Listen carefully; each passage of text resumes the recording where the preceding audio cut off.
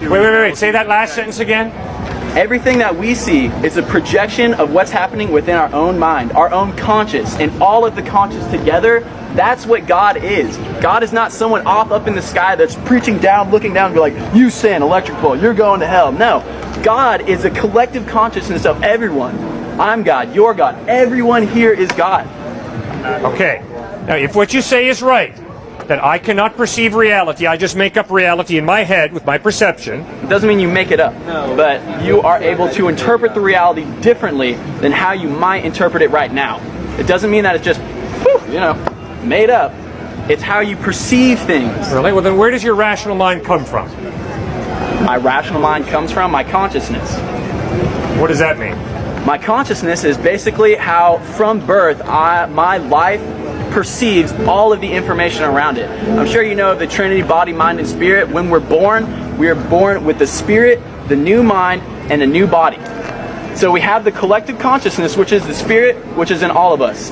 The body is the physical way that we experience the reality, and the mind is the mind that interprets it, the actual consciousness. What is spirit? Spirit is what a lot of people like to refer to as God. Spirit is the kind of consciousness that everyone has and is able to basically use. And what can happen is when all the collective consciousness comes together with the same intent, that is when a miracle is able to happen, because there's such a strong force behind it, the unseen force that has a lot to do with quantum physics, that unexplainable things start to happen. And just because we're not to explain it now doesn't mean that we can't explain it into the future when we start learning about new things, the quantum mechanics, the way that consciousness really works. What is spirit? Where does spirit come from? Spirit started from the great beginning. A lot of people like to call it the Big Bang, everything like that. There was one consciousness. You might refer to him as God. A lot of people refer to him as a lot of different things. And as that happens, God, consciousness, wants to experience life in as many ways as it can. So it might send consciousness as this guy right here.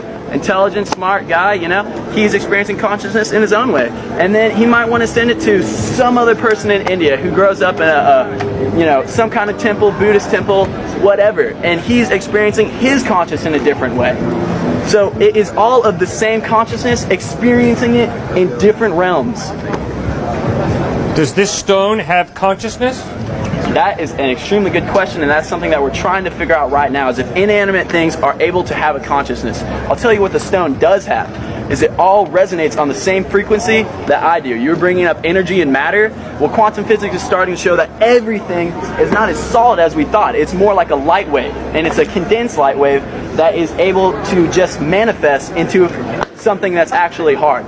So what we're trying to figure out now is, in what difference is my body have to this rock, because they're made of the same elements, the same energy, the same matter. That is where the Buddhists get the idea that the observer, seeing, and the phenomenon are one and the same. They're not actually separate, because we are all made of the same building blocks, the same unit that our reality is constructed of. Sir, there was a Big Bang, right? About 15 billion years ago? What are you saying? There was a Big Bang about 15 billion years ago? How the universe started, I don't know. But do you accept the Big Bang theory or not? I contemplate it.